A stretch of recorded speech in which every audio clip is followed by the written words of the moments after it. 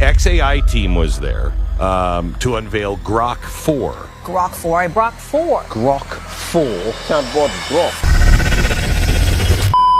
This is the latest artificial intelligence system. We are now at the crossroads where promise and peril are going to collide.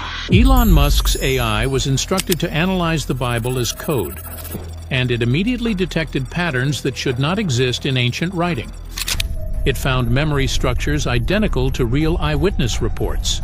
It found trauma sequences that match modern neuroscience and growth patterns used in biological systems. When the team tied all these findings together, they reached a shocking conclusion: the human memory patterns. The investigation began when researchers programmed Grok to analyze the Bible purely as data structure. The team instructed it to ignore beliefs, religious teachings, and emotional reactions that humans usually attach to the Bible. They told it to analyze the structure of the text the same way it examines source code. Grok scanned the 4 Gospels with pattern detection tools that are normally used to find logic errors in software. The team expected Grok to list mistakes. They expected broken patterns and structural weakness. Instead, Grok returned a shocking result. It said the structure of the Gospels matches the way the human brain records events. The team asked Grok to explain what it meant. Grok showed a breakdown of the narrative flow and pattern density. The system compared these patterns to massive datasets of witness statements, police reports, military debriefings, and trauma logs. These datasets taught Grok how real memory behaves. Human memory does not produce identical reports. Real witnesses always disagree on small details because the brain records events in fragments. Grok said the Gospels follow this same structure. Grok explained that human memory is episodic.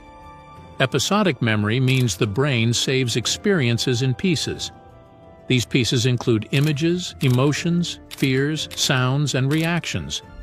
When a person retells an event, the brain rebuilds these pieces into a story. This process creates natural differences between witnesses. 2 people can watch the same event and remember different details. This is not a flaw. It is how the brain works. Grok said the differences in the Gospels show this same pattern.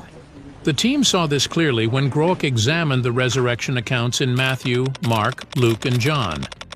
Each writer lists different women at the tomb. Matthew names Mary Magdalene and the other Mary. Mark names Mary Magdalene, Mary the mother of James, and Salome. Luke adds Joanna and other unnamed women. John mentions only Mary Magdalene. Each account also records different reactions. Some describe fear, others describe shock, and John focuses on Mary's private encounter at the tomb. Grok said these differences match real eyewitness behavior, not fabricated narrative. Critics have used these differences for years to claim the entire story is false. Some have built careers on it. Richard Dawkins, the world's most aggressive critic of religion, pointed to these same passages and said they contain contradictions and cannot be trusted as history. Social media users have repeated his claims for years, with some calling the Bible a funny book made to put fools to sleep. And yet, Grok's conclusion hit the room hard. It said the structure matches real human cognition. It said the writers recorded events the same way the brain naturally processes experience.